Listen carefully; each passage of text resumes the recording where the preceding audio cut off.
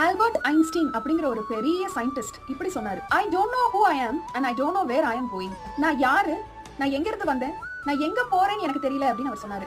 ஆனா கிறிஸ்துவை உடைய நமக்கு தெரியும் நம்ம எங்க இருந்து வந்தோம், நம்ம எங்க போறோம் அப்படின்னு நமக்கு தெரியும். இந்த உலகத்துல இருந்து நம்ம கண்ணை மூடினா நம்ம எங்க போவோம்னு உங்களுக்கு தெரியுமா? கர்த்தர் நமக்காக உருவாக்கி வச்சிருக்கிற அந்த மகாபெரிய நகரத்துக்கு நம்ம போய் அந்த ராஜ்யத்துக்கு பங்குள்ளவர்களா இருக்க போறோமா, இல்ல கைவிடப்பட்ட லிஸ்ட்ல இருக்க போறோமா? முடிவு பரியந்தம் நிலையில் இருக்கிறவனே ரட்சிக்கப்படுவான்னு பைபிள் சொல்லுது. கடைசி வரை எல்லா சோதனைகளையும் சகிச்சு கர்த்தராகிய இயேசு கிறிஸ்துவை விசுவாசிச்சு அவருக்காக வாழ ஒப்பு கொடுத்த நமக்கு ஒரு நிச்சயமான ஒரு இடம் உண்டு.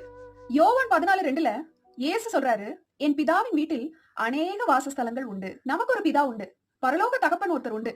அவர் நம்ம கைவிட மாட்டார். அவர் நிச்சயமா அவருடைய பரிசுத்த நகரத்துல நம்ம ஏற்றுக்கொள்வார்.